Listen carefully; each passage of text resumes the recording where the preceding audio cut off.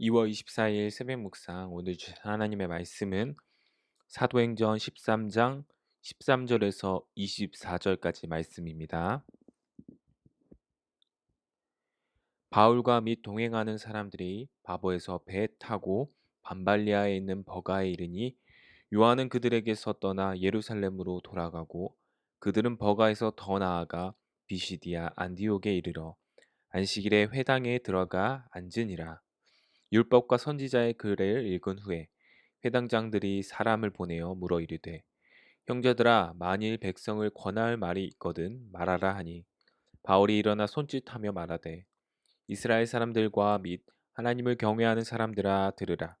이 이스라엘 백성의 하나님이 우리 조상들을 택하시고 애굽 땅에서 나그네 된 그 백성을 높여 큰 권능으로 인도하여 내사 광야에서 약 40년간 그들의 소행을 참으시고 가나안 땅 일곱 족속을 멸하사 그 땅을 기업으로 주시기까지 약 450년 가니라. 그 후에 선지자 사무엘 때까지 사사를 주셨더니 그 후에 그들이 왕을 구하거늘 하나님이 베냐민 지파 사람 기스의 아들 사울을 40년간 주셨다가 패하시고 다윗을 왕으로 세우시고 증언하여 이르시되 내가 이새의 아들 다윗을 만나니 내 마음에 맞는 사람이라 내 뜻을 다 이루리라 하시더니 하나님이 약속하신 대로 이 사람의 후손에서 이스라엘을 위하여 구주를 세우셨으니 곧 예수라. 그가 오시기에 앞서 요한이 먼저 회개의 세례를 이스라엘 모든 백성에게 전파하니라. 아멘. 복음을 전할 기회를 놓치지 말라라는 제목으로 하나님의 말씀 새벽 묵상 나누도록 하겠습니다. 오늘 우리는 사도행전 13장에 나타난 바나바, 바울의 1차 전도 여행을 계속해서 살펴보고 있습니다. 안디옥 교회에서 파송한 바울과 바나바는 실루기아를 거쳐 구브로의 섬들 살라미 바보를 지나 이제 밤발리아 지방에 있는 버가라는 도시에 이르렀습니다. 그런데 13절에 버가에서 그들의 수행원이었던 마가 요한은 다시 예루살렘으로 돌아가게 되는데요. 아마도 아직 마가 요한은 유대적인 관념과 아직 어리고 여린 마음 때문에 선교 사역을 계속해서 감당하기 어려웠던 것 같습니다. 그래서 예루살렘으로 마가 요한은 돌아가고 바울과 바나바는 계속해서 비시디아 안디옥으로 가서 복음을 전하는데요. 14절에 그들은 버가에서 더 나아가 비시디아 안디옥에 이르러 안식일에 회당에 들어가 앉으니라. 기독교인들은 예수님께서 부활하신 주일을 지킵니다. 그러나 초기 유대의 기독교 공동체는 안식일도 지키고 주일도 지켰습니다. 특별히 바울은 이러한 안식일에 이방 국가에 있는 유대인 회당을 찾아가 복음을 전할 기회로 사용하였는데요. 15절 율법과 선지자들 글을 읽은 후에 회장장들이 사람을 보내어 물어 이르되 형제들아 만일 백성을 권할 말이 있거든 말하라 하니 바울은 왜 이방 도시에 있는 유대인 회당으로 먼저 가서 복음을 전했습니까? 왜냐하면 회당하는 구약을 잘 알고 있는 유대인들이 있었기 때문입니다. 우리가 얼마 전 주일 말씀을 통해 김영희석 목사님을 통해 로마서를 배우고 있는데요. 내가 복음을 부끄러워하지 아니하노니 이 복음은 모든 믿는 자에게 구원을 주시는 하나님의 능력이 됨이라. 먼저는 유대인에게요 그리고 헬라인에게로다라고 말하고 있습니다. 로마서를 기록한 바울은 이처럼 구약의 역사를 미리 잘 알고 있는 유대인에게 먼저 가서 복음을 전했습니다. 회당에서는 구약을 읽은 후에 회당장이 권할 말이 있으면 말하시오라고 시킵니다. 이 회당장이 요청한 권할 말은요, 단순한 느낀 점, 형식적인 격려의 말, 축복의 말, 이런 것들이 아닙니다. 율법에 대한 심도 있는 이해와 그 율법을 지키기 위한 구체적인 지침들을 아주 논리정연하게 말하는 권할 말을 가리키죠. 그래서 아무나 한두 번 구약을 읽었다고 쉽게 자기 생각을 나누는 그런 권할 말이 아니었습니다. 그러나 바울은 아시다시피 가말리엘 학파에서 배운 문화에서 배운 구약에 정통한 사람이었죠. 16절에 바울이 일어나 손짓하며 말하되 이스라엘 사람들과 및 하나님을 경외하는 사람들아 들으라 이렇게 말합니다. 아마도 회당장은요, 이 바울의 몇 마디에 이 사람은 배운 사람이구나. 어쩌면 가말리엘 한 제자였구나. 이것을 알았을 수도 있습니다. 그래서 바울에게 말할 기회를 주는데요. 그러나 바울은 그들이 생각지도 못한 더 큰 하나님의 역사에 대해서 말할 준비를 하고 있었습니다. 16절에 이스라엘 사람들은 유대인을 가리킬 겁니다. 그러나 하나님을 경외하는 사람은 이방인 중에 하나님을 믿게 되어 회당에서 구약의 말씀을 듣게 된 사람을 가리킬 것입니다. 어쩌면 바울은 유대인들과 이방인들에게 복음을 전할 절호의 기회, 두 마리 토끼를 다 잡을 수 있는 이 기회를 위해 회당에 왔던 것이죠. 그리고 권할 말을 회당장이 시키자 손찌듯하며 자기가 하겠다고 적극적으로 이 권할 말을 말하려고 하고 있습니다. 이것을 보면 어쩌면 바울은 이 순간을 오래도록 준비하고 있었다는 것이죠. 17절에 바울은 청중에게 이스라엘 백성의 구원의 역사, 구약 백성의 구원 역사를 설명합니다. 이를 통해 하나님께서 이스라엘 백성을 역사 가운데서 계속해서 구원하시고 계시다는 사실을 깨닫게 합니다. 이는 구약을 잘 알고 있는 유대인들을 겨냥한 말이죠. 유대인들은 그렇지, 그렇지 하면서 동의하면서 들었을 것입니다. 그러나 바울은 이러한 하나님의 구원 역사 가운데 그 정점이 예수 그리스도의 성육신을 통하여 이루어졌다는 것을 설명하고 있는데요. 이 설명을 더하자 유대인들은 궁금했을 것이고 의아해했을 것이고 이방인들도 의아해하면서 우리가 듣지 않았던 내용 그것을 귀 기울였을 것입니다.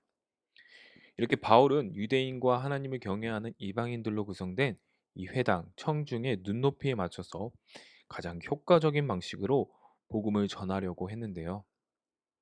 사랑하는 연희교회 성도 여러분, 저와 여러분은 이렇게 바울처럼 예수님을 믿지 않는 사람들을 위한 권할 말, 들려줄 이야기를 혹시 가지고 계십니까? 예전에는 장년을 위한 사형리, 어린이들을 위한 어린이 전도협회에서 나온 복음 팔찌, 복음 딱지 이런 것들로 우리는 복음을 전할 준비를 항상 하고 있었습니다. 훈련하고 있었습니다. 저는 작년에 전 목사님과 함께 전도 폭발 훈련 XE라는 훈련 코스를 다녀왔는데요. 거기에서 배운 현재의 삶, 영원한 삶, 이 전도 방법이 참 재밌고 은혜롭게 다가왔던 것이 기억 남습니다. 코로나 시대에서 복음을 전할 기회가 우리에게는 점차 사라지고 있다 생각할 수도 있습니다. 그래서 이렇게 바울과 같이 권할 말, 복음의 이야기를 우리는 준비하는 것에 소홀히 여기는 것 같습니다. 그러나 우리는 항상 바울과 같이 믿지 않는 자들을 향한 권할 말, 간증의 말, 복음의 말을 항상 우리 가슴 속에 준비시켜야 된다는 것이죠.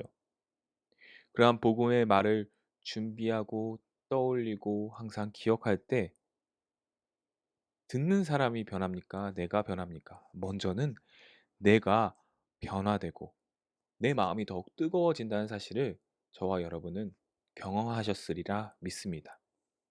내 안에 있는 복음과 예수 그리스도가 더욱 명확하게 정리되고 우리 안에 있는 복음과 그 믿음이 더욱 확고해진다는 사실.